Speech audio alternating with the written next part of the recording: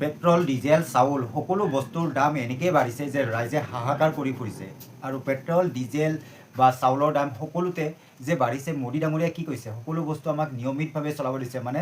যিখিনি লাগতিয়াল সেইখিনিহে ব্যৱহাৰ কৰিব দিছে কিন্তু ইয়াৰ মূল কাৰণটো আপোনাকো কোৱা নাই আৰু কাৰো আগতো প্ৰকাশ কৰা নাই ইয়াৰ মূল কাৰণ কি হয় ভিডিঅ'টো সম্পূৰ্ণকৈ চালে আপোনালোকে গোটেইখিনি গম পাব আৰু যদি নতুনকৈ ভিডিঅ'টো চাবলৈ আহিছে তেনেহ'লে প্লিজ লাইক আৰু এটা কমেণ্ট আৰু ছাবস্ক্ৰাইব কৰি যাব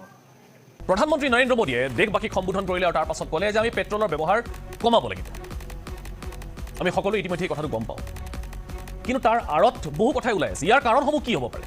মূল কাৰণটো হৈছে বিগত বৰ্ষত আমি 134 বিলিয়ন ডলাৰৰ খনিজ তেল ইম্পৰ্ট কৰিছোঁ আমদানি কৰিছোঁ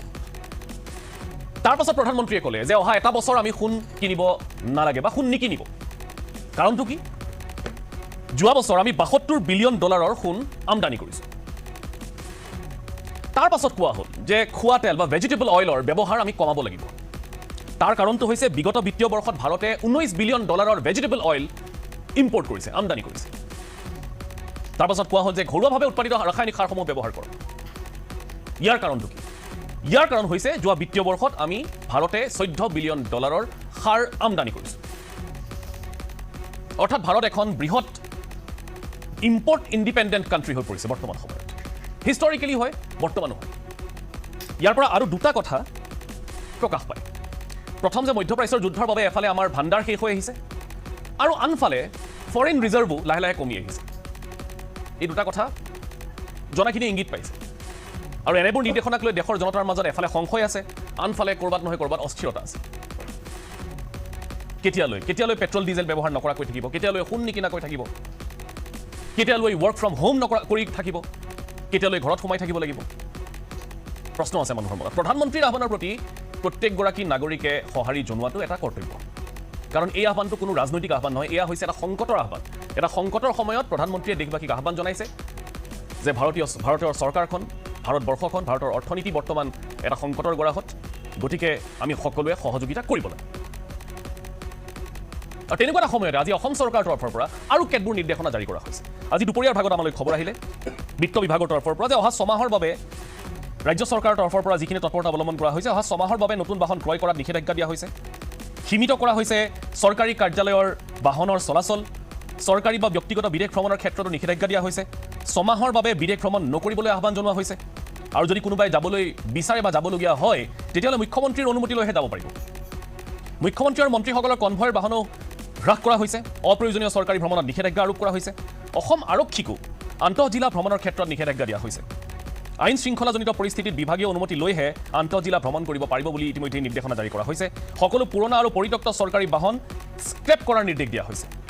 চৰকাৰী বিভাগসমূহক ইলেক্ট্ৰিক বাহন ভাড়াত লোৱাৰ নিৰ্দেশ দিয়া হৈছে চলিত বিত্তীয় বৰ্ষত ইন্ধনৰ প্ৰায় 20% হ্ৰাস কৰাৰ সিদ্ধান্ত লৈছে ৰাজ্য চৰকাৰে বিভিন্ন কথা বতৰা তেওঁলোকে কৈছে নৈশভোজ দুপৰীয়াৰ আহাৰ সাংস্কৃতিক সমাৰোহ অনুষ্ঠিত নকৰিবলৈ তেওঁলোকে আহ্বান জনাইছে গতিকে এই কথাবিলাক দেখিলে বা শুনিলে এইটো কথা অলপমান অনুধাৱন কৰিব পাৰি যে এয়া এটা বৃহৎ সংকটৰ আগজাননী নেকি কেন্দ্ৰীয় চৰকাৰ বা ৰাজ্য চৰকাৰে মুকলিকৈ এতিয়ালৈকে একো কোৱা নাই কিন্তু বুজাই বুজি লৈছে যে কিবা এটা ডাঙৰ হ'বলৈ গৈ আছে বিষয়টো যিমান গুৰুতৰ সিমান চিন্তনীয় তিনিটা দিশেৰে এই বিষয়টো আমি চাব লাগিব প্ৰথম দিশ হৈছে অৰ্থনৈতিক স্বাভাৱিকতেই তাৰ পাছত ছ'চিয়েল ইম্পেক্ট সামাজিক দিশটো আৰু থাৰ্ডত হৈছে ষ্ট্ৰেটেজিক বা নীতিগতভাৱে বিয়ণ্ড পলিটিক্স ৰাজনীতিৰ ঊৰ্ধত গৈ নীতিগত বিষয়বিলাক আলোচনা কৰিব লাগিব বিশেষজ্ঞৰ মতে এয়া এটা বৈশ্বিক সংকটৰ সময় ইয়াৰ প্ৰভাৱ সকলোতে পৰিছে ভাৰতেই নহয় বেলেগ বেলেগ দেশতো পৰিছে বিৰোধীৰ মতে এয়া হৈছে ক'ৰবাত নহয় ক'ৰবাত কেন্দ্ৰীয় চৰকাৰৰ পৰিকল্পনাৰ অভাৱৰ ফচল পলিটিকেল ডিবেট ইতিমধ্যে আৰম্ভ হৈ গৈছে এতিয়া উপায় কি ইয়াৰ পৰা ওলোৱাৰ কিবা উপায় আছে নে নাই নে সকলোৱে ইয়াতকৈ এটা ভয়ংকৰ দিনৰ বাবে সাজু হ'বলৈ হৈছে ক'ৰবাত নহয় ক'ৰবাত অল ইজ নট ৱেল নেকি ৰাজনৈতিক কথা বতৰাবিলাকলৈ যাম কাৰণ এই বিষয়টোক লৈ এতিয়া মুকলিকৈ ক'বলৈ আৰম্ভ কৰিছে বিৰোধী দলসমূহে ইয়াৰ মাজতে বিদেশ ভ্ৰমণৰ কথা বতৰা চলি আছে বহুকেইটা স্ফেয়াৰত কথাখিনি আলোচনা কৰিব পাৰি কিন্তু আমি যদি পোনপটীয়াকৈ একেবাৰে সহজ ভাষাত মই অপূৰ্বজ্যোতি বৰুৱা ডাঙৰীয়াৰ পৰা আৰম্ভ কৰিম কাৰণ এইটো এটা যদি আমি কওঁ যে এইটো এটা ইকনমিক ক্ৰাইচিছ এটা ক্ৰাইচিছৰ সময় এতিয়া এই ক্ৰাইচিছ কিমান ডাঙৰ হ'বলৈ গৈ আছে এই ইকনমিক ক্ৰাইচিছ ক'ৰবাত ইকনমিক ইমাৰ্জেঞ্চি হ'বলৈ গৈ আছে নেকি এইটো মানুহৰ মনত সংশয় আছে গতিকে মানুহে বুজি পোৱাকৈ একেবাৰে সৰল ভাষাৰে যদি আমি কওঁ বৰ্তমান সময়ত আমি কিমান চিৰিয়াছ এটা পজিশ্যনত আছোঁ বৰুৱা ডাঙৰীয়া আৰম্ভ কৰিছোঁ আপোনাৰ পৰা এইটো এটা গ্লোবাল ইকনমিক ক্ৰাইচিছ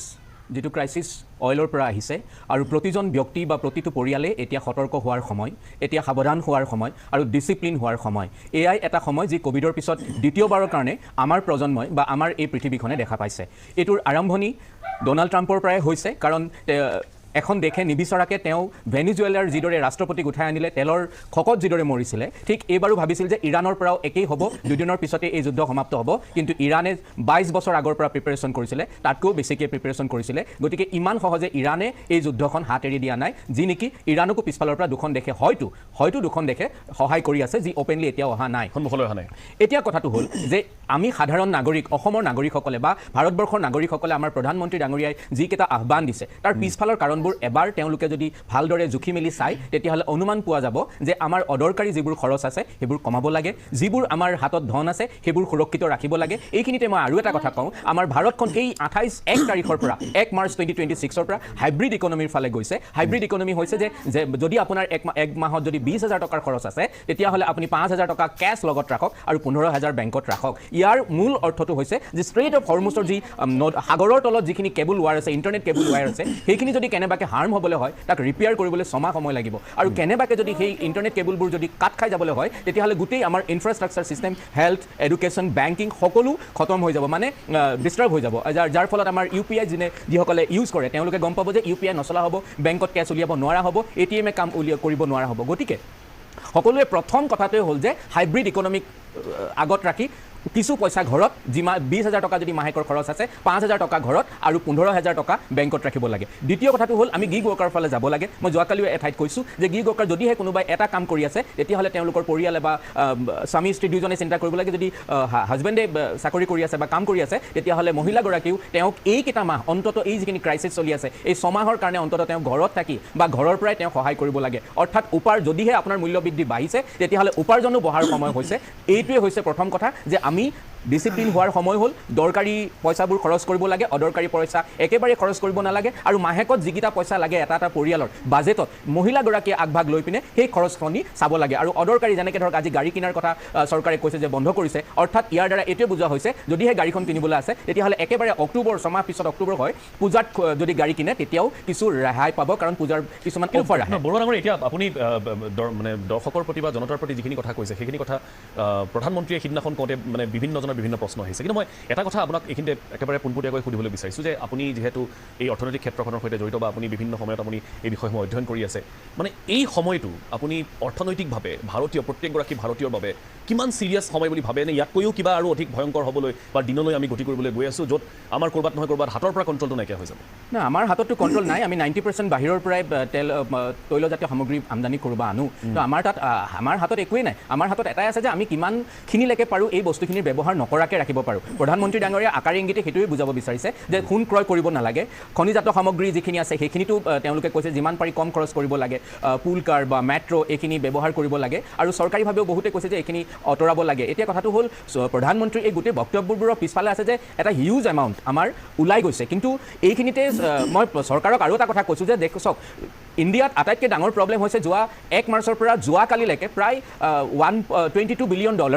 ইণ্ডিয়াৰ পৰা ফৰেইন ৰিজাৰ্ভৰ পৰা ওলাই গৈছে। কিয়? কাৰণ FIs, ফৰেইন ইনষ্টিটিউচনেল যিখিনি ইনষ্টিটিউট আছে, তেওঁলোকে মাৰ্কেটত প্ৰত্যেক দিনে চেল কৰিছে। যদি আমি DIsখিনি নাথাকিলোহেঁতেন, ডমেষ্টিক ইনষ্টিটিউচনেল ইনভেষ্টৰ যিখিনি নাথাকিলে, আমি যিবোৰ চিপ কৰোঁ, মিউচুৱেল ফাণ্ড বা এইবোৰে যদি পইচা নিদিলেহেঁতেন, তেতিয়াহ'লে মাৰ্কেটখন আজি যি 23,000ত মাৰ্কেট বন্ধ হৈ আছে, 23,500 বা 600, সেই মাৰ্কেটখন চিধা আহি পিনে 14,000 বা 12,000 পালেহেঁতেন। কিন্তু চৰকাৰক মই এটা অনুৰোধ কৰোঁ, এইটো চেনেলৰ দ্বাৰা ফাৰ্ষ্ট টাইম ফ্ৰম আছাম, যে 200খন দেশত যদি FIs এটকাও টেক্স দিব নালাগে, ইণ্ডিয়াত কিয় দিব? This is the first question, why FIs will pay tax for doing equity business. এতিয়া কথাটো হ'ল, যদিহে তেওঁ ইমানখিনি 7টা বছৰ কমাবই কৈছে, তেতিয়াহ'লে প্ৰধানমন্ত্ৰী, বিত্তমন্ত্ৰী সকলোকে মই এটাই অনুৰোধ কৰিছোঁ from this channel, why not they tech this measures, যে 200খন দেশত FIs মাৰ্কেটত যদি বস্তু কিনে টেক্স নাই, ইণ্ডিয়াত কিন্তু টেক্স আছে। শ্বৰ্ট টাৰ্ম কেপিটেল গেইন, লং টাৰ্ম কেপিটেল গেইন এইবোৰ আঁতৰাই দিয়ক। তেতিয়া FIs ইয়াৰ পৰা পইচা ওলোৱা হয়তো বন্ধ কৰিব পাৰে, হয়তো দেয়াৰ ইজ এ মেবি, হয়তো বন্ধ কৰিব পাৰে। হয়তো এটা বাৰ্তা যাব যে ভাৰত হয়তো টেক্স ফ্ৰী বা টেক্স যদি কমাব পাৰে ভাৰত চৰকাৰ একবাৰ নীল কৰিলে তেতিয়া কেৱল ফৰেন ৰিজাৰ্ভখিনি যদি কমাব পাৰে আমাৰ হাতত থাকি যাব আৰু এইটোৱে হয়তো চৰকাৰে ইমিডিয়েটলি কৰিব লাগে। চাওক এতিয়া ডোনাল্ড ট্ৰাম্পে প্ৰত্যেকটো মুহূৰ্তত নতুন নতুন খবৰ দিছে। এতিয়া কৈছে শুকুৰ শনি দেও এই 3টা দিন আমাৰ গোটেই পৃথিৱীৰ কাৰণে এটা বিৰাট ডাঙৰ দিন হ'বলৈ গৈ আছে। যদিহে কেনেবাকৈ ডোনাল্ড ট্ৰাম্পে এটাও বোম বা এটাও যদি ক্ষেপণাস্ত্ৰ ইৰাণৰ বুকুত পেলায় তেতিয়াহ'লে ইট উইল বি মেছিভ। আৰু য'ত আমাৰ নিচিনা মানে দুই মহৰ যুঁজত আমাৰ বীৰনাৰ মৰণৰ নিচিনা সঁচা কথা ক'বলৈ গ'লেতো সেইটোৱে হৈছে। গতিকে সেইটো এটা সাংঘাতিক পৰিস্থিতিলৈ যাব।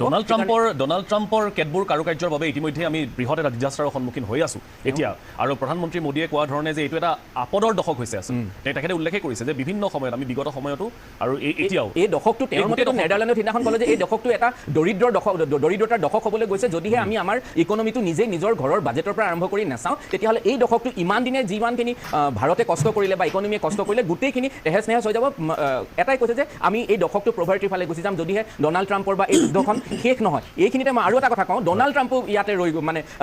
এটা জেগাত ৰৈছে, কিয়নো নৱেম্বৰ তেওঁৰ ইলেকশ্যন আছে। নৱেম্বৰ আগতে এই যুদ্ধখন যিকোনো উপায়েৰে তেওঁ শেষ কৰিব বিচাৰিছে। কিন্তু তেওঁৰ কাৰণে ডাঙৰ কথা হ'ল যে ইমান টকা তেওঁ ইনভেষ্ট কৰি বা খৰচ কৰি ইৰাণত যুদ্ধ হ'ল, তাৰ ওপৰত ফল এটাও নাহিল, সামৰিব নোৱাৰে। এতিয়া অপজিশ্যন পাৰ্টি ধৰিছে যে আপুনি ৰিজাল্ট নোহোৱাকৈ কেনেকৈ সামৰিব। এতিয়া ডোনাল্ড ট্ৰাম্পৰ দুই ফালৰ পৰা দিগদাৰ পাইছে আৰু ইয়াত মষ্ট প্ৰবেবলি ইজৰাইলে তেওঁক গোটেই কৈছিল যে এনেকৈ শেষ হৈ যাব বা কিবা হ'ব। এতিয়া ডোনাল্ড ট্ৰাম্প নৱেম্বৰ মাহত তেওঁৰ তাত ইলেকশ্যন আছে। মষ্ট প্ৰবেবলি সেই ইলেকশ্যনটো তেওঁৰ কাৰণে খুব টাফ হ'ব, বিকজ ইয়াৰ পৰা এটা আউটপুট বিচাৰিছে আমেৰিকাৰ জনতাই। আৰু আমেৰিকাৰ অলৰেডি $44 বিলিয়ন তেওঁলোকে কনজামশ্যন ছেক্টৰত খৰচ কৰিছে এক্সট্ৰা, মানে অত্যাধিক খৰচ, যিটো মিনিমাম খৰচ আছিলে তাৰ এগেইনষ্টত এক্সট্ৰা খৰচ কৰিবলৈ গৈছে। জৰেন পাৱেল আজিও এটা মিনিট টু মিনিট আছে, সেইটোৰ ওপৰতো চবৰে চকুত হ'ব। এতিয়া কথা হ'ল শুকুৰ শনি দেও এই 3টা দিন এই অহা উইকেণ্ডটো বিৰাট ক্ৰুচিয়েল। মই মুকুট কলিতা আপোনাৰ ওচৰলৈ আহিছোঁ এতিয়া, যিহেতু গ'ল্ডৰ পৰাই কথাখিনি আৰম্ভ হৈছিলে, মানে সোণ ক্ৰয় নকৰিবলৈ প্ৰধানমন্ত্ৰীয়ে আহ্বান জনাইছিল, তাৰপাছত অইলৰ কথা আহিলে। মই আজি পঢ়োঁতে গম পালোঁ যে আমি ভাৰতবৰ্ষই প্ৰত্যেক বছৰে 800 টন 800 টন সোণ আমি ব্যৱহাৰ কৰোঁ ভাৰতবৰ্ষত, যিটো তাৰ কনজামশ্যন, কিন্তু আমি প্ৰডাকশ্যন কৰোঁ 1 টন মাত্ৰ। 1 টন সোণ আমি প্ৰডিউচ কৰোঁ, ভাৰতবৰ্ষই উৎপাদন কৰে, আৰু 800 টন হৈছে ভাৰতৰ এক বছৰত যিটো ব্যৱহাৰ। এতিয়া এনেকুৱা ক্ষেত্ৰত প্ৰধানমন্ত্ৰীয়ে যিটো আহ্বান জনাইছে আমি সকলোৱে বুজি পাইছোঁ। প্ৰধানমন্ত্ৰীৰ আহ্বানটোৰ প্ৰতি সকলোৱে সঁহাৰি জনাইছে, বহুতেই ইয়াক পলিটিচাইজ কৰিছে। বৰ ঠিক আছে, পলিটিকেলিও কথাখিনি ভাবিব লাগিব। কিন্তু এই যিটো বৈশ্বিক এটা ডিজাষ্টাৰ আৰম্ভ হোৱা বুলি আমি ক'ব লাগিব, ইয়াৰ আঁৰত আপুনি কি ভাবে যে এইটো সঁচাকৈ ইম্পেক্টটো ভাৰতৰ ওপৰত ইয়াৰ প্ৰত্যক্ষভাৱে পৰিছে, এনে ইয়াতে ক'ৰবাত পৰিকল্পনাৰো অলপ অভাৱ হ'ল? আপোনাৰ প্ৰথম মই খুবেই নিৰপেক্ষতা এটা অৱলম্বন কৰিবলৈ চেষ্টা কৰিম। তাৰ কাৰণটো হৈছে যে এই বিষয়টোত মোৰ ইয়াতো কিন্তু সম্পূৰ্ণ লে পাৰ্চন, মানে মই কোনো বস্তু গভীৰভাৱে জানো বুলি মই ক'ব নোৱাৰোঁ। কিন্তু আমি অবজাৰ্ভ কৰি থকা হিচাপে যে 2008 চনত এটা গ্ল'বেল মেল্টডাউন এটা হৈছিল বুলি, আৰু সেই সময়ত আমি দিল্লীত থকাৰ কাৰণে সকলোৱে কথা বতৰা পাতি থাকিছিল। ঠিক সেই সময়তে অবামা আমেৰিকাত আহিলে, সেইটো ভাল হ'ল নে কি হ'ল। খালি তেতিয়া আমি এটা কথা খুব শুনিছিলোঁ যে গ্ল'বেল মেল্টডাউনে কিন্তু ভাৰতক চুব পৰা নাছিল কেইটামান কাৰণত। কিন্তু আন এজন মই তেতিয়া জি কেপিটেলত কাম কৰা মোৰ বন্ধু দাদাজনক সোধোতে তেওঁ কৈছিলে যে হয়, কিন্তু আমাৰ তাত আহিব 2-3 বছৰ পিছত আৰু অসমত আহিব 10 বছৰ পিছত। আচ্ছা, কিন্তু তেওঁ কৈছিলে যে আমেৰিকা বা ৱেষ্টাৰ্ণ ছ'চাইটিয়ে কিন্তু নিজৰ ইনফ্ৰাষ্ট্ৰাকচাৰেল চেঞ্জটো কৰি 1-1.5 বছৰত সেইটো হেণ্ডেল কৰি ল'ব, কিন্তু ইণ্ডিয়াত যেতিয়া আহিব বা অসমত আহিব সেইটো এটা বেলেগ কথা। কিন্তু তেতিয়াই আমি এটা কথা চবেই কৈছিলে যে তেনেকুৱা যেতিয়া পৰিস্থিতি হয়, ওৱান্স ইন এ ডিকেড বা ওৱান্স ইন এ চেঞ্চুৰী, তেতিয়া আপোনাৰ সকলো ইনভেষ্টমেণ্ট বাদ সোণ আৰু মাটিয়েহে আপোনাক বচায়। যিটো কথা কৈছে সেইটো আপুনি মানে এইটো ফাইনেন্সিয়েল ষ্ট্ৰেটেজি বুলি ভাবে নে এইটো পলিটিকেল ষ্ট্ৰেটেজি বুলি আপুনি ভাবে? বোথ। আচলতে চাওক, এটা সময়ত পলিটিকেল ইকনমি বুলি শব্দটো আছিলে, যে পলিটিক্স আৰু ইকনমিক্স আচলতে কেতিয়াও এপাৰ্ট নহয়। আৰু মেক্ৰ' ইকনমি মেক্ৰ' পলিটিক্স দুইটা লগে লগে থাকিলেহে সদায় লং টাৰ্মত বস্তুবোৰ ভাল হয়। তো পলিটিক্সটোৱেই ইকনমিক্সটোৱেই পলিটিক্স নহ'লে আজিৰ দিনটোত যিটো ধৰণে ধৰি লওক এখেতসকলে ক'ব যে কংগ্ৰেছ দলপতিয়ে যিটো এগ্ৰেছিভনেছত ধৰি লওক এতিয়া এই মুহূৰ্তত কৈ আছে, যে তাতেই তেওঁলোকে সম্ভাৱনাটো দেখিছেতো যে ইকনমিটো যদি হাতৰ বাহিৰত গুচি যায়। এই মাত্ৰ মই অলপ আগতে দেখিলোঁ যে ইতিমধ্যে ডলাৰ 97 ৰুপিজ এই মাত্ৰ ক্ৰছ কৰিলে। ইতিমধ্যে কিন্তু ষ্টক মাৰ্কেট আমাৰ ভাৰতৰবোৰ বন্ধ হৈছে, এই গধূলি 7:30 বজাত কিন্তু ক্ৰছ কৰিলে। যে মই এটা প্ৰেডিক্ট কৰোঁ যে অহা দেওবাৰলৈকে যদি 99 বা 100 পায়, এখেতসকলৰ বিজেপিৰ কাৰণে কিন্তু জেনেৰেল ৰাইজক বুজোৱাটো বৰ টান হ'ব যে কি হৈছে। আৰু মানুহে যদি পেনিক কাৰবাৰ কৰি দিয়ে বহুত ডাঙৰ সমস্যা কিছুমান হ'ব। বা তেল আৰু হেৰিৰ কাৰণেতো হৈছে যে মানুহে তেল যদি বিচাৰি ভৰাই থয়, ব্লেক মাৰ্কেটিঙত গুচি যায়, মানে বহুত ধৰণৰ সমস্যা কিন্তু আহি আছে। মই সেই বিষয়সমূহলৈ বিস্তৃতভাৱে গৈছোঁ। মই অলপমান পলিটিকেল কথাখিনি জানি লওঁ, তাৰপিছত ছাইদুল ইছলাম ডাঙৰীয়া ওচৰলৈ আহি আছোঁ। দেৱজিৎ মহন্ত, চৰকাৰৰ সন্মুখত এটা ডাঙৰ প্ৰত্যাহ্বান, এইটো এটা গ্ল'বেল ক্ৰাইচিছ হয়, সেইটো চলি আছে, চৰ্চা চলি আছে। তাৰ মাজতে কেন্দ্ৰীয় চৰকাৰখনৰ নীতিক লৈও এতিয়া প্ৰশ্ন উত্থাপিত হৈছে। মই আপোনাৰ পৰা প্ৰথমতে কথাখিনি জানিম যে এইটো আপোনালোকে ভাৰতীয় জনতা পাৰ্টীয়ে বা চৰকাৰখনে, কেন্দ্ৰীয় চৰকাৰ হওক ৰাজ্য চৰকাৰ হওক, যিহেতু আজি ৰাজ্য চৰকাৰৰ তৰফৰ পৰা নিৰ্দেশনা আহিছে, গতিকে স্বাভাৱিকতে মুখ্যমন্ত্ৰী হওক বা বিত্ত বিভাগ হওক, বিভাগীয় কেতবোৰ হয়তো ইনষ্ট্ৰাকশ্যনছ বা ইংগিত পাইছে। গতিকে আপোনালোকে কেনেধৰণে চাই গোটেই সময়খিনি? আপুনি প্ৰথমতে কৈছিল অইল ইজ নট ৱেল। এইকাৰণে অইল ইজ নট ৱেল বুলি আমি ক'ব লগা হৈছে যে ভাৰতৰ যিখিনি তেল, এই হৰমুজ শব্দটো আমি ব্যৱহাৰ কৰিছিলোঁ, ইৰাণৰ হৰমুজ এটা উপসাগৰীয় পথ। হয়। এই উপসাগৰীয় পথেৰে ভাৰতলৈকে প্ৰত্যেক দিনে খাৰুৱা তেল, তাৰমানে পেট্ৰল ডিজেল আহে 30 কোটি 21 লাখ লিটাৰ। আৰু যেতিয়া আমেৰিকা আৰু ইৰাণৰ মাজত যুদ্ধখন হ'ল, এই তেলখিনি ভাৰতলৈকে নহা হ'ল। আৰু স্বাভাৱিকতে যেতিয়া মই 1 লিটাৰ পেট্ৰল কিনো 100 টকাৰে, সেই 100 টকাটোৰ 15 টকাহে ভাৰতৰ, 85 টকা বাহিৰলৈকে যায়। অৰ্থাৎ আমি 85% তেল বাহিৰৰ পৰা কিনিব লাগে। গতিকে যদি এই সমস্যাৰ সমাধান কৰিব লাগে, যুদ্ধখন আৰু চলি থাকে, কি কৰা যাব? সেইকাৰণে যোৱা 15 তাৰিখে মাননীয় প্ৰধানমন্ত্ৰী নৰেন্দ্ৰ মোদী ডাঙৰীয়াই ইউনাইটেড আৰব এমিৰেটছত গৈছে, UAEত গৈছে। এইকাৰণে গৈছে যদি আমি হৰমুজৰ বিকল্প এটা ৰাস্তা উলিয়াব লগা হয়, যিয়ে উপসাগৰীয় জাহাজবিলাক আহিব পাৰে, যিহেতু আমি তেল আনিবই লাগিব, LPG চিলিণ্ডাৰ আনিবই লাগিব, LPG আনিবই লাগিব। আনিলে যদি হৰমুজেদি আনিব নোৱাৰোঁ, তাৰে উপসাগৰীয় এটা অল্টাৰনেট ৰোড বিচাৰি সেইকাৰণে প্ৰধানমন্ত্ৰী ডাঙৰীয়াই UAEত ভ্ৰমণ কৰিব লগা হৈছে। আমি আশা কৰিছোঁ এটা নতুন ৰোডৰ যেতিয়া সম্ভাৱনা আছে, যদি ক'ভিডৰ সময়ত আমি যেনেকৈ কৈছিলোঁ সংকট য'ত থাকে তাত সম্ভাৱনা থাকে, আৰু য'ত সম্ভাৱনা থাকে তাত উদ্ভাৱনা থাকে। গ'ল্ডৰ কথাটো আপুনি কৈছিলে, গ'ল্ডত আমি যোৱা বছৰ 25-26 বৰ্ষত আমি তেলে কিনিছোঁ 11 লাখ কোটি টকাৰ। আৰু can you believe this one, 6.5 lakh কোটি টকাৰ আমি গ'ল্ড কিনিছোঁ, 6.5 লাখ কোটি টকাৰ, তাৰমানে মোৰ দেন হাফ, 50%তকৈ ওপৰ, নিয়াৰ এবাউট 55 to 60%। এতিয়া এই গ'ল্ড কিনাত মানুহখিনিয়ে সাধাৰণতে ভাবে যে মই ছোৱালীজনীক বিয়া দিওঁতে 10 গ্ৰাম বা 50 গ্ৰামেই গ'ল্ড কিনিম, সেইখিনিতো কিনাত প্ৰধানমন্ত্ৰী মহোদয়ে কিয় বাধা দিছে বা কিয় আহ্বান জনাইছে? সেইখিনিৰ কাৰণে আমাৰ আহ্বান জনোৱা নাই। আমি আহ্বান এনেকৈ জনাই এইকাৰণে কৰিছোঁ, যেতিয়া আমি যদি হাউজ হ'ল, আমি প্ৰত্যেক মানুহৰ ঘৰত থকা ভাৰতৰ যদি সোণখিনি আপুনি কেলকুলেট কৰে, আজিৰ তাৰিখত নিয়াৰ এবাউট 35,000 টন গ'ল্ড সোণ জমা আছে। 35,000 টন মানে কিমান জানেনে? একৰ পিঠিত 12টা শূন্য দিলে 1 ট্ৰিলিয়ন হয়, তাৰমানে এইটো 5 ট্ৰিলিয়ন হ'ব, 5 ট্ৰিলিয়ন। আৰু ভাৰতৰ ইকনমি কিমান? মূল্যটো 5 ট্ৰিলিয়ন। আৰু ভাৰতৰ টোটেল ইকনমি GDP হৈছে আমাৰ 4.5 ট্ৰিলিয়ন। তাৰমানে কিমান সোণ আমাৰ জমা ৰাখিছোঁ। আমি বহু সময়ত এনেকৈ কয়, গ'ল্ডৰ কথা ক'লে আমাক সমালোচনাও কৰে, কিন্তু আমি পাহৰিব নালাগে, এজন যেনেকৈ এখেতে কৈছিল মানুহৰ হাতত যিমান থাকে, সোণক কিয় মানুহে সদায় মজুত কৰি ৰাখিব বিচাৰে? এইকাৰণে gold is a safe haven investment. অৰ্থাৎ আপোনাৰ হাতত যিমান গ'ল্ড থাকে আপুনি সিমানেই শক্তিশালী বুলি ভাবে। এতিয়া যেতিয়া গ'ল্ড ছেফ হেভেন বুলি কয়, এখন ৰাজ্যৰ কাৰণে আমি যেতিয়া গ'ল্ডৰ কথা ক'ম, এই গ'ল্ড প্ৰায় 48 ton gold during the period of কংগ্ৰেছৰ পিৰিয়ডত বিক্ৰী কৰি দিয়া হৈছিল bank of England and bank of জাপানত। আপুনি যেতিয়া সমস্যা এটা আহে ঘৰত, সেই সমস্যাক সমাধানৰ কাৰণে নিজে প্ৰিপেয়াৰ হোৱাটো ভাল, কিন্তু তাৰ কাৰণে আপুনি যদি ঘৰৰ মাটিখিনি, ঘৰৰ সম্পত্তিখিনি বিক্ৰী কৰি দিয়ে, তেতিয়া কেতিয়াও হয়তো আদৰণীয় হ'ব নোৱাৰে। আমি বিক্ৰী কৰা নাই, তাৰ অল্টাৰনেট ৰুট বিচাৰি আছোঁ। কেনেকৈ? অইলৰ কাৰণে 2005 পৰা 2010 চনত এই ছেম এনেকুৱা ধৰণৰ অইল মাৰ্কেটৰ কাৰণে সেই সময়তো $141 পাৰ বেৰেল পাইছিল। অইলে অল টাইম হাই ৰিচ কৰিছিল। আৰু কংগ্ৰেছে সেইখিনি মোকাবিলা কৰাত বিপৰীতে কি কৰিছিল জানে? অইল বন্ধ কৰিছিল, চুক্তি কৰিছিল। চুক্তি কৰি 1,48,000 কোটি টকাৰ অইল বন্ধ কৰিছিল, তাৰমানে ধাৰে লৈছিল। আৰু সেইখিনি কাৰ ওপৰত দি থৈ গৈছিল জানে? সেইখিনি বিজেপি নেতৃত্বাধীন চৰকাৰৰ ওপৰত দি থৈ গ'ল। আৰু সেইখিনি ঘূৰাব যাওঁতে আমি কিমান ঘূৰাব লগা হ'ল? 3,23 লাখ কোটি টকা আমি ঘূৰাই দিব লগা হ'ল, য'ৰ 1,75 লাখ টকা আছিল ইণ্টাৰেষ্ট। গতিকে এই যুদ্ধখনত আমি সন্মুখৰ পৰাই নেতৃত্ব দিছে প্ৰধানমন্ত্ৰী মহোদয়। তেখেতসকলে মোৰ এটাই অনুৰোধ যে প্ৰধানমন্ত্ৰী মহোদয়ে বাৰে বাৰে চবকে বিদেশ ভ্ৰমণৰ বাধা দিয়াৰ পিছত প্ৰধানমন্ত্ৰী মহোদয়ে নিজে কিয় পাঁচখনত গ'ল? প্ৰথম আমি ক'ত গৈছোঁ? UAEত গৈছোঁ। কিয় গৈছোঁ জানে? অল্টাৰনেট ৰুট বিচাৰি। দ্বিতীয় ক'ত গৈছোঁ আমি? দ্বিতীয় আমি গৈছোঁ Norway. Norway is the only country, Norway and Sweden, য'ত নৰৱেত 80%, 85% গাড়ী ব্যৱহাৰ কৰে, সেইটো ইলেক্ট্ৰিক ভেহিকেল।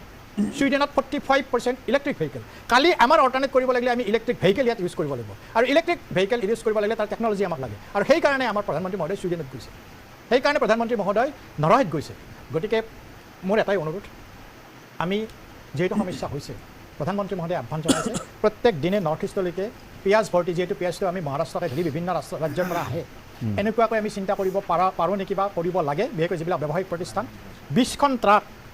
উত্তৰ পূবলৈকে অহাতকৈ সেই 20খন ট্ৰাক যদি আমি ট্ৰেইনত বা ৰেলত উঠাই দিওঁ, যিখন ৰেল ইলেক্ট্ৰিকত চলে, তেতিয়া ইন্ধন হ্ৰস্বমেধীভাৱে আমি বচাব পাৰিম। হয়, লংগাৰ টাৰ্মত আমি বহুত পদক্ষেপ ল'ব লগা আছে, যেনেকৈ ই-কাৰ ল'ব লাগিব। ঠিক তেনেকৈ আপুনি ইথানল বেছ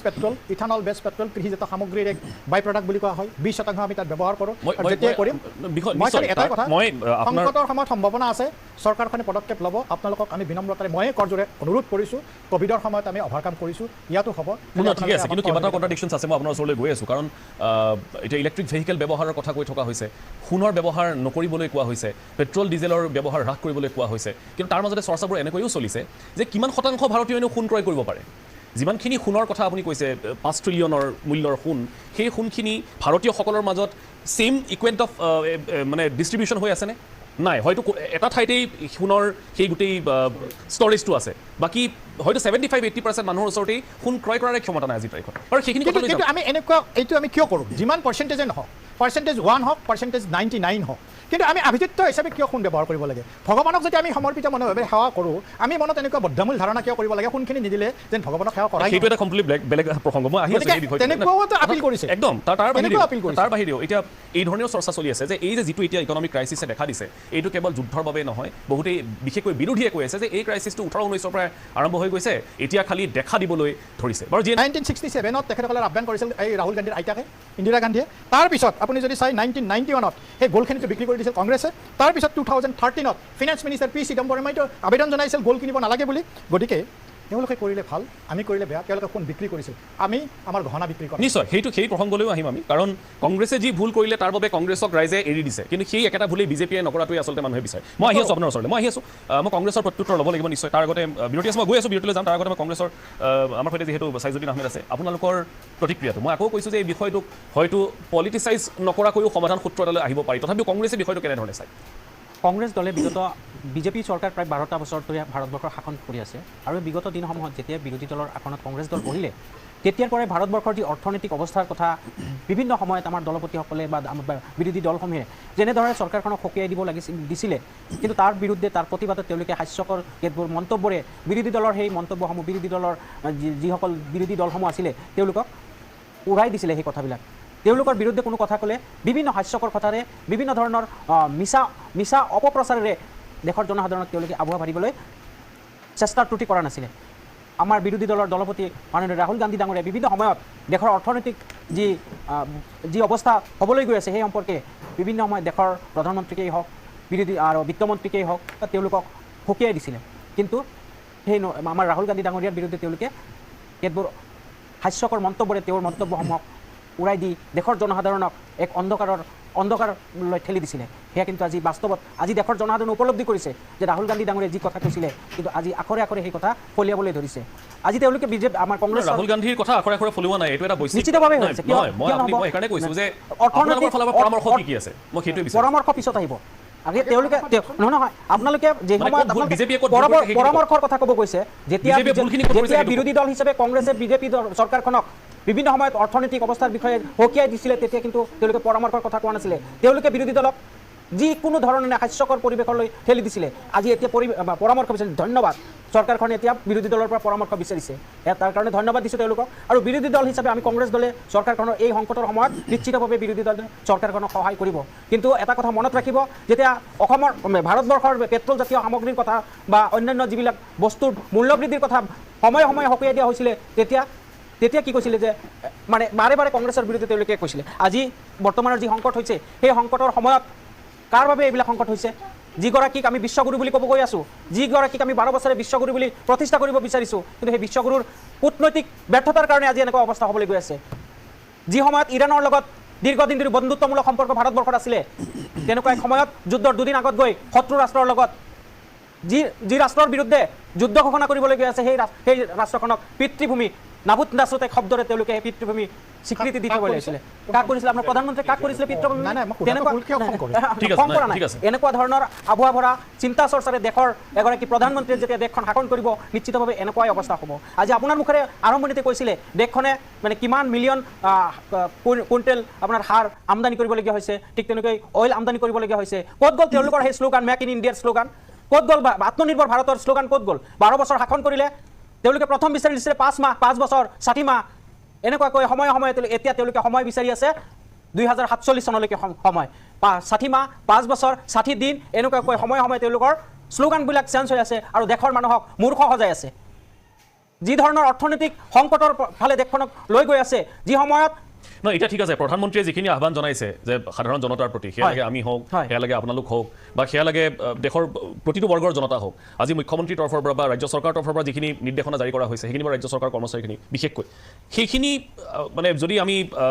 পালন কৰোঁ বা সেইখিনি নিৰ্দেশনা যদি আমি আচলতে মানি চলোঁ তেতিয়াহ'লে দেশখনৰ মংগল হ'ব বুলি বিজেপিৰ এগৰাকী ৰাষ্ট্ৰীয় মুখপাত্ৰই কৈ থৈ দিছে তাতে একো ৰাজনৈতিকভাৱে কথা নোকোৱাটোৱে তেওঁলোকে মানে আশা কৰিছে এইখিনি আপোনালোকৰ ক'বলগীয়া ঠিক আছে আগে নিজে মিঠাই খোৱা বন্ধ কৰি বেলেগক মিঠাই নাখাবলৈ ক'ব লাগে। যি সময়ত বিগত 5টা ৰাজ্যৰ নিৰ্বাচন হৈ গ'ল, নিৰ্বাচনৰ পিছত চৰকাৰ গঠন কৰাৰ নামত তেওঁলোকে যে মানে শ কোটি টকা তেওঁলোকে শপত গ্ৰহণৰ নামত খৰচ কৰিলে, আজি তেওঁলোকে গাড়ী আপোনালোকৰ চৰকাৰ আছে হয় কেৰালাত তেনেকৈ শপত গ্ৰহণ কৰা নাই। ষ্টেডিয়ামত হয় ষ্টেডিয়ামত পাতিছে,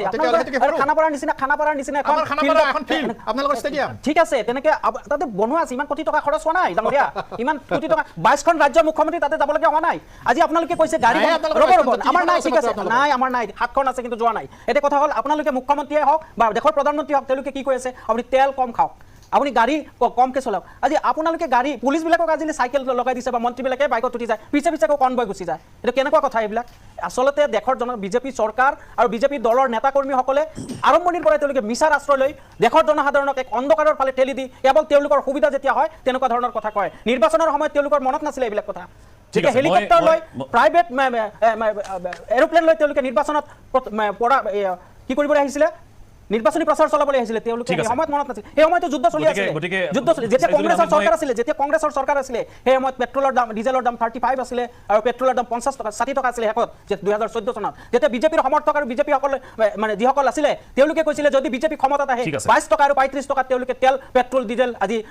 যোগান ধৰিব। ক'ত গ'ল সেই শ্লোগান? আজি নৰেন্দ্ৰ মোদী ডাঙৰীয়া যেতিয়া মুখ্যমন্ত্ৰী আছিলে গুজৰাটৰ, তেতিয়া চিঞৰি কৈছিলে যদি মই ক্ষমতাত থাকো তেতিয়াহ'লে ডলাৰৰ আমাৰ ইণ্ডিয়ান টকা হেৰি নাযাব। আজি ডলাৰৰ ঠাইত কথা মানুহৰ মনত আছে, 97ত সেইখিনি কথা মানুহৰ মনত আছে আৰু সেইখিনি কথা ঠিক আছে। আমি ডাঙৰীয়া আহি আছো, কি ধৰণৰ এটা সমস্যা বুলি আপুনি ভাবে আৰু ইয়াৰ পৰা পৰিত্ৰাণৰ পিছ পাতি, কিন্তু তাৰ আগতে আপোনাৰ প্ৰথম প্ৰতিক্ৰিয়া। চাওক, এই আপুনি যিকেইটা কথা কৈছে মই ভাবোঁ যে এই গোটেইকেইটা কথা ৰাজনৈতিক সামাজিক অৰ্থনৈতিক এই গোটেই বিষয়টো হয় তাতকৈ ডাঙৰ কথা হৈছে মানুহৰ সমস্যা। এই মূলত দেশৰ সমস্যা, এই মূলত ৰাষ্ট্ৰৰ সমস্যা, এই মূলত সৰ্বসাধাৰণ মানুহৰ সমস্যা। আমি যি দুটা কথা খুব বেছিকৈ পাতিছোঁ এইটো হৈছে ফৰেইন আপোনাৰ ট্ৰেভেলিং আৰু ছেকেণ্ডটো পাতিছোঁ আমি গ'ল্ড পাৰ্চেজটোৰ এটা ইকনমিক সাংঘাতিক কিবা ইমপ্লিকেশ্যন আছে, সেই বিষয়ে বহুত দাদা কৈছে। কিন্তু মই ভাবোঁ যে আমাৰ যিখিনি সাধাৰণ মানুহ বিশেষকৈ আমাৰ অসমৰ যিটো ভৌগোলিক পৰিসীমা, এই পৰিসীমাৰ ভিতৰত বাস কৰা মানুহৰ বৈবাহিক কথা বতৰা বাদ দিবলৈ সাধাৰণতেই সোণ কিনা যিটো আমাৰ প্ৰৱণতা সেইটো একেবাৰে কম, আৰু সেই কথাটো আমি অস্বীকাৰ কৰিব নোৱাৰোঁ। গতিকে সোণৰ বিষয়টো আজি তাৰিখত অসমৰ মানুহৰ কাৰণে সাংঘাতিক এটা ডাঙৰ কথা হৈ থকা এই মুহূৰ্তত। যিটো বিষয় সেই বিষয়টো আপোনাৰ আমি যদি চাওঁ যে সাধাৰণ মানুহক এই গোটেই পৰিস্থিতি কেনেকৈ চুইছে। আমি সেইদিনালৈকে ভাবি আছিলোঁ যে যুদ্ধ এখন হৈছে, যুদ্ধখনত ইৰাণ আৰু ইজৰাইল লগত আমেৰিকা ট্ৰাম্প নামৰ এজন খুব উন্মাদ প্ৰায় মানুহ এগৰাকী অদূৰদৰ্শী উন্মাদ প্ৰায় কি কৰিব নালাগে বা ছেকেণ্ড থট নোহোৱাকৈ আমেৰিকাই যিটো কাম আগে পিছত নকৰে তেনেকুৱা কাম এটা কৰি পেলাই গোটেই পৃথিৱীখনক অস্থিৰ কৰি পেলাইছে। আজি আমাৰ যিখন চুবুৰীয়া ৰাষ্ট্ৰ চাইনা টোটেল ডমেষ্টিক যিটো আপোনাৰ মানে ক্ৰুজৰ ব্যৱহাৰ কৰে তেওঁলোকে নিজৰ জনজীৱনত, তাৰে 22% হৰমুজ ব্লকেজৰ পিছত বন্ধ হৈছে। এই গোটেই যিটো প্ৰেক্ষাপটটো কেতিয়াও আমি ফ'ৰচি কৰিব নোৱাৰোঁ যে কাইলৈ হ'ব যুদ্ধ বা নহ'ব তেনেকুৱা কথা ক'ব নোৱাৰোঁ। আজি হৰমুজ ব্লক হৈছে, কিমান দিনলৈকে পিছত খুলিব নখুলিব এইবিলাক আমাৰ সাধাৰণ যিখিনি মানুহ যিসকলে প্ৰতিদিনে ভাতকেইটা খাই জীয়াই থাকে, কালি ৰাতিপুৱা সূৰ্য উদয় আকৌ কাম কৰিবলৈ যায়, সেই মানুহখিনিৰ কাৰণে সমস্যাটো হৈছে চিলিণ্ডাৰটো পাবনে নাই, তেওঁলোকৰ চাউলৰ বজাৰখনত কিমান দামত পাব, চাউলৰ বজাৰখনত চাউলৰ দামটো ষ্টেবল হৈ থাকিবনে নাই, এই যিটো মানে একদম জনজীৱনৰ যিটো আটাইতকৈ দৈনন্দিন কাম, সেই কামখিনি এই মুহূৰ্তত হয়তো প্ৰভাৱিত নোহোৱাটো এই মানুহখিনিয়ে বিচাৰে। আৰু সেই কথাখিনি যদি আমি ক'বলৈ যাওঁ ফৰেইন ট্ৰেভেল বা এই সোণ কিনা নিকিনা বিষয়টো যেতিয়া আলোচনা কৰি যাওঁ, একেবাৰে সাধাৰণ যিখিনি মানুহ আমাক চাই আছে সেই মানুহখিনি কথাটো বুজি নাপায়। গতিকে এইবিলাকৰ সাংঘাতিক এটা মেক্ৰ' ইকনমিক এটা ভূমিকা আছে, কিন্তু সৰ্বসাধাৰণ মানুহে বিচাৰে নিজৰ দৈনন্দিন জীৱনটো পাকঘৰটো সুচাৰুৰূপে চলিব লাগে। ঘৰৰ পৰা যেতিয়া ওলাই যাওঁতে গুৱাহাটীলৈ আহক বা ওচৰৰ যিখন চহৰ বা গাঁৱলৈ যেনেকৈ ওলাই যাব যাওঁতে এই যিখন গাড়ী তেওঁলোকে সচৰাচৰ অহা যোৱা কৰে, ট্ৰেন্সপৰ্টেশ্যন বা কমিউনিকেশ্যনৰ কাৰণে ব্যৱহাৰ কৰে, সেই গাড়ীখন নৰ্মেলি চলি থাকিব লাগে। এই গোটেই বিষয়খিনিৰ মাজত আমি এতিয়া কি দেখিছোঁ, আমি দেখিছোঁ যে প্ৰধানমন্ত্ৰীয়ে যিটো আহ্বান জনালে অন 72nd ডে, সেইদিনাৰ পিছত মানুহক অকণমান পেনিক কৰিছে। পেনিক কৰাৰ কাৰণটো হৈছে আমাৰ এটা অভিজ্ঞতাটো হৈছে আমাৰ ক'ভিডৰ যিটো অভিজ্ঞতাৰ পিছত মানুহে মানে সদায় লকডাউনটো এটা এনজয়েবল কথা সকলোৰে কাৰণে নহয়। যাৰ টকা পইচা ধনী মানুহ আছে আজিও কিন্তু তেওঁলোকে নিজৰ লাক্সাৰীটো নকমাই, তেওঁলোকে টকা পইচা বেছি খৰচ কৰিব। কিন্তু সাধাৰণ মানুহ যিখিনি আছে আমাৰ নিচিনা মানুহ, আমি যিসকলে দৈনন্দিন জীৱনত কেনেকৈ খাই থাকোঁ, এই খাদ্য খোৱা মানুহখিনিৰ কাৰণে কিন্তু এই জীৱন যাত্ৰাত প্ৰভাৱিত হৈছে নাই, এইটো এটা আটাইতকৈ গুৰুত্বপূৰ্ণ কথা। এতিয়া আমি যদি এই গোটেই প্ৰেক্ষাপটলৈ আহোঁ, এই প্ৰেক্ষাপটটোত হৰমুজৰ যিটো প্ৰভাৱ, সেই প্ৰভাৱটো আটাইতকৈ বেছি। কাৰণ আমি টোটেল যিমান আমাৰ তেল আমাক লাগে, খাৰুৱা তেল লাগে, এই খাৰুৱা তেলৰ কিন্তু আটাইতকৈ বেছি সেই হৰমুজে যি আহে, আৰু প্ৰায় ধৰক 87% আমি বাহিৰৰ পৰা আমি লওঁ বা আমি ইম্পৰ্ট কৰোঁ। গতিকে এই যিটো বিশাল আমাৰ তেল বাহিৰৰ পৰা আমি আনিব লাগে, এইটোৰ লগত ফৰেইন এক্সচেঞ্জৰ কথা আছে, গোটেই কথা বতৰাবিলাকৰ লগত আপুনি যিটো কথা কৈছে যে ডাঙৰ কথাবিলাক মানুহে বুজি নাপায়, সৰু কথাবিলাকৰ লগত আমাৰ জনতা জড়িত, কিন্তু ইয়াৰ মানে কথাটো এনেকুৱা বহুত হয়, কাৰণ এই ডাঙৰ কথাবিলাকৰ পৰাই সৰু কথাবিলাকৰ পৰা ডাঙৰ ইম্পেক্ট। মানুহক ক'ব খোজা কথাটো হৈছে কালি চৰকাৰ কাৰ হ'ব নহ'ব এইবিলাক আমাৰ চুটিব নহয় আজিৰ তাৰিখত আমি ছাষ্টেইন কেনেকৈ কৰিম আমাৰ ইকনমিটো কেনেকৈ ছাষ্টেইন কৰিব কংগ্ৰেছে ভাল কৰিছে নে বিজেপি বেয়া কৰিছে এইবিলাক আমাৰ আজিৰ মেটাৰেই নহয় আমাৰ কাৰণে মেটাৰ আজিৰ তাৰিখত আমি চাপ্লাই চেইনটো পাম নে নাপাম এই যে ইম্পেক্ট হোৱা চাপ্লাই চেইন এই চাপ্লাই চেইনটো ৰেগুলাৰাইজ হ'ব নে নহয় এইটো এটা গুৰুত্বপূৰ্ণ প্ৰশ্ন দ্বিতীয় প্ৰশ্নটো হৈছে আপোনাৰ আমাৰ যিটো অসমৰ যিটো প্ৰেক্ষাপট এই প্ৰেক্ষাপটত আমি এতিয়া দেখিম যে আপুনি মই যেতিয়া পাকঘৰলৈকে যাওঁ আজিকালি এটা চাউলৰ যিটো বস্তা আমি ব্যৱহাৰ কৰিছোঁ যিসকলে মধ্যবিত্ত বুলি ভাবোঁ সেইটো কিন্তু বৰ ৰংচঙীয়া এটা সৰু পেকেট এটা সেই পেকেটত আমি অসমীয়া মানুহে যদি চাউল কিনি খাওঁ 42 টকা দামত আমি চাউল খাব পাৰোঁ আমাৰ অসমৰ চাউলটো কিন্তু আমি আজি 72 টকা দামৰ চাউল বাহিৰৰ পৰা অহা চাউলৰ পেকেটটো লৈ পেলাই আমি কম ব্ৰেণ্ডবিলাকৰ নাম ক'ব খোজা নাই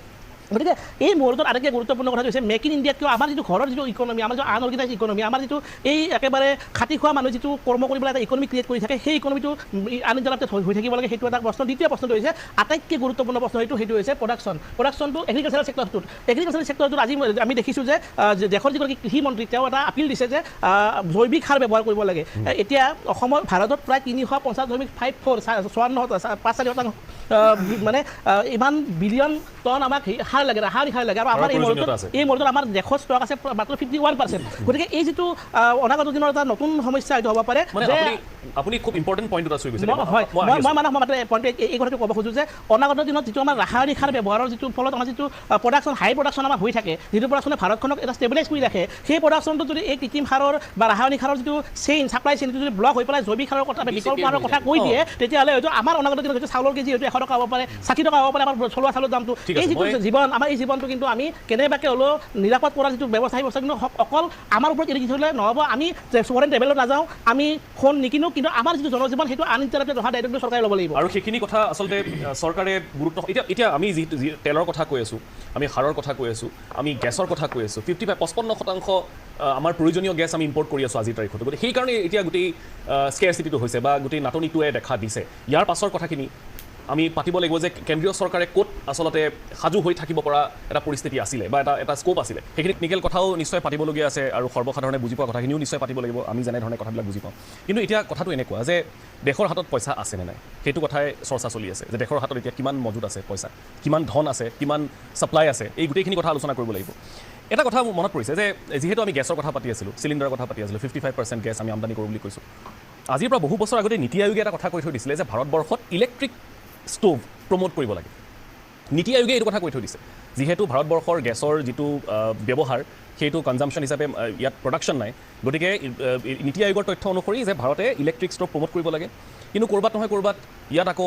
চিলিণ্ডাৰ প্ৰমোট কৰা হ'ল উজ্জ্বলা আঁচনিয়ে হওক বা কংগ্ৰেছ চৰকাৰৰ দিনতেই হওক গতিকে এই কথাবিলাকৰ বিসংগতি আচলতে সমস্যাৰ সৃষ্টি কৰিছে যেন অনুভৱ হয় প্ৰধানমন্ত্ৰী তেতিয়াৰ অটল বিহাৰী বাজপেয়ী এটা কথা কৈছিলে যে হম ৰহে ইয়া না ৰহে দেশ ৰহনা চাহিয়ে ক'ৰবাত এপ্ৰ'চখিনি তেনেকুৱা হয়গৈ নে ক'ৰবাত এপ্ৰ'চবিলাক পলিটিকেল পাৰ্টিবিলাকৰ 5 বছৰীয়া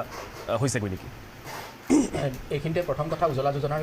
আলোচনা হৈছে প্ৰথমে 8 কোটি মহিলাক দিব তাৰপিছত সেইটো আকৌ ইনক্ৰিজ কৰিলে ইনডাইৰেক্টলি LPGৰ যিটো এটা ৰিকুৱাৰমেণ্ট আছিলে প্ৰত্যেক ঘৰ হাউচ হোল্ডত সেইটো প্ৰধানমন্ত্ৰী ডাঙৰীয়াই ভাল চিন্তাই কৰিছিলে কিন্তু সমানে যদি তেওঁ ইলেক্ট্ৰিক ষ্ট'ভৰ কথাটো চিন্তা কৰিলেহেঁতেন বা ইলেক্ট্ৰিক ষ্ট'ভৰ যিটো বিকল্পৰ কথাখিনি চিন্তা কৰাৰ প্ৰয়োজন আছিলে এতিয়া যেতিয়া এই LPG ক্ৰাইচিছ আহিছে এতিয়াহে ইলেক্ট্ৰিক ষ্ট'ভ বেংগলোৰে হওক বা তেনেকুৱা যিবোৰ মেট্ৰ' চিটিজ আছে তাত ডিমাণ্ডটো বাঢ়িছে ছেইম ৱে আমাৰ মাৰ্কেটতো এইবোৰ যিবোৰ ৰিলেটেড টু ষ্টক আছিলে সেইখিনি আগবাঢ়িছে কিন্তু মোৰ কথাটো হ'ল এই গোটেই বস্তুটোৱে প্ৰধানমন্ত্ৰীৰ যিটো সপোন দেখিছিলে ইটছ অ'কে তেওঁ ভাবিছিলে যে জুই ফুৱাই আমি যেনেকৈ সৰুতে আমি গাঁৱৰ পৰা অহা আমাক সৰুতে ধোঁৱা খাই এইখিনি কৰি তেওঁৰ সেই চিন্তাটোক আমি সকলোৱে সেই সময়ত শলাগ লৈছিলোঁ বা এতিয়াও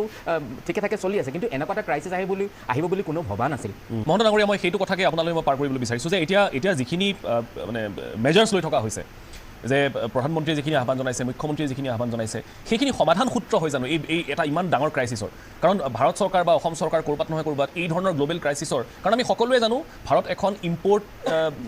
কাণ্ট্ৰি ভাৰতে ইম্পৰ্টত যথেষ্ট ডিপেণ্ড কৰি আছে গতিকে এনেকুৱা এটা গ্ল'বেল ক্ৰাইচিছৰ কাৰণে কেন্দ্ৰীয় চৰকাৰ বা অসম চৰকাৰ কিমান সাজু হৈ আছে মই আকৌ কৈছোঁ যে কংগ্ৰেছ চৰকাৰে ব্যৰ্থতা প্ৰদৰ্শন কৰাৰ কাৰণে এইখন চৰকাৰক কিন্তু জনতাই আনিছিল যেতিয়া সংকট আহে আমি সকলোৱে মোৰ সকলো দলৰ প্ৰতি এক আহ্বান সংকটৰ সময়ত দল হিচাপে আমি বেলেগ বেলেগ দল হ'ব পাৰোঁ কিন্তু আমি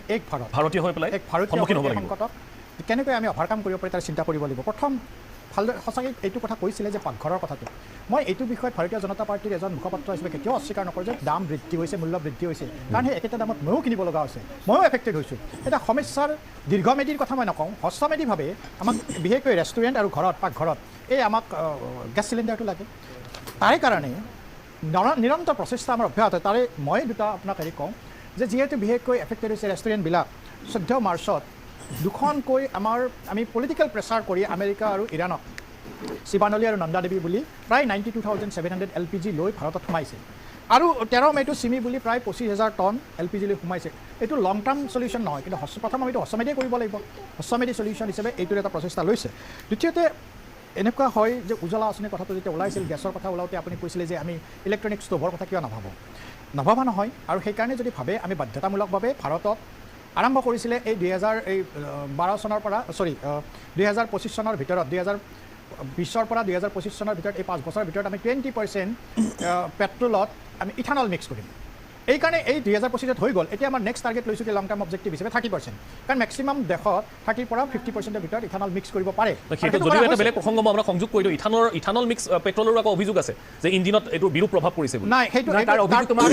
যদি গাড়ীখন আপোনাৰ মেনুফেকচাৰিং কৰিছে 10% ইথানল আৰু আপুনি 20% ইথানল তাত সোমাই দিছে তেতিয়াহ'লে সেই 10% কিন্তু আপোনাৰ ইঞ্জিন ডেমেজ নাই এই প্ৰসংগটো আহিছিল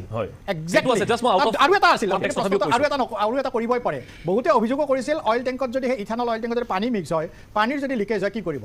তেতিয়া এই কথাখিনি প্ৰায়বিলাক গোটেইবিলাক ৰাজ্যতে যেতিয়া ছাৰ্ভে কৰা হ'ল কৰাৰ পিছত 2008 চনৰ আগত যিবিলাক গাড়ী নিৰ্মাণ কৰা হৈছিল তাৰ ক্ষেত্ৰত ইথানল মিক্স কৰোঁতে প্ৰব্লেম এটা আছে কিন্তু 2008 বা তাৰে পিছত যিবিলাক হৈছে তাৰে ক্ষেত্ৰত এই ইথানলৰ প্ৰব্লেমটো নাই দ্বিতীয় চাওক মেক ইন ইণ্ডিয়াৰ কথা কৈছিলে যে আমি শ্লোগান দিছিলোঁ এই শ্লোগানে কি কৰিছে জানে এই শ্লোগানে মই এইটো কথা যিহেতু দলীয় প্ৰতিনিধি হিচাপে কৈছোঁ জনসাধাৰণে বেয়া পাব নালাগে আগতে আমাৰ মাত্ৰ 35 দিনলৈকে আমি ৰিজাৰ্ভ আছিল